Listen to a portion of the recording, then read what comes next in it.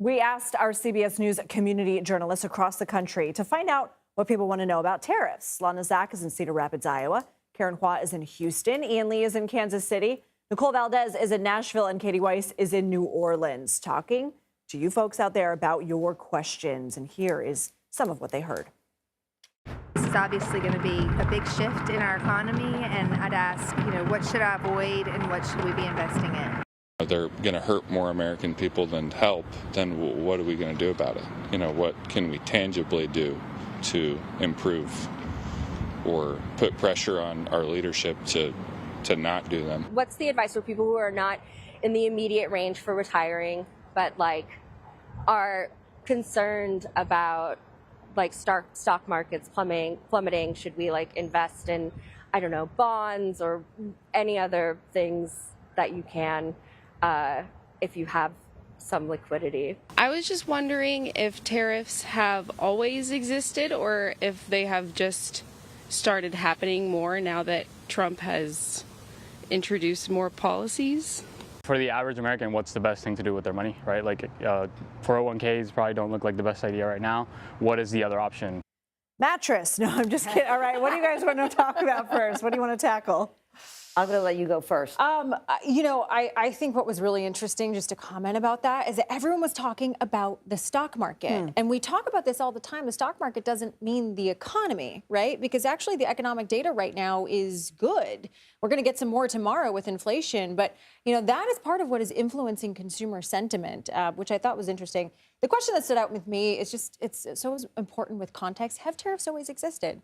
And yes, this has been around for centuries. This is not a new Trump policy. We saw this under the first Trump administration. Biden kept those tariffs on, added new ones. You can go back to different points in history and see this. Countries want to protect their domestic industries, apply economic pressure. It's not new. I just don't think we've seen it done this big. Right, exactly, exactly right. In terms of when you think about investing, I always have this very simplistic way of thinking about how you build your blocks of your investing. And you start and you say, I cover my big three. I've got my emergency reserve fund. I've got my 6 to 12 months of my living expenses. It's set aside. It's not invested. It's just safe. It's my safety net. I try so hard to whittle down any high interest debt, credit card debt, an expensive auto loan. Get rid of it.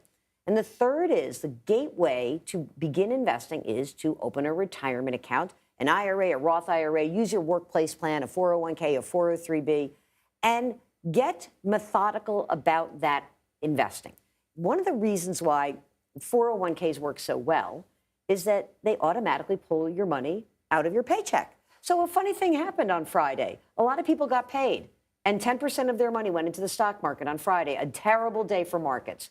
If you had gotten that money and then had to make the proactive decision, I'm going to now invest, you would have panicked. There would have been no way you would do that. So automate as much as you can. Be clear that the longer your time horizon, the more risk you could take.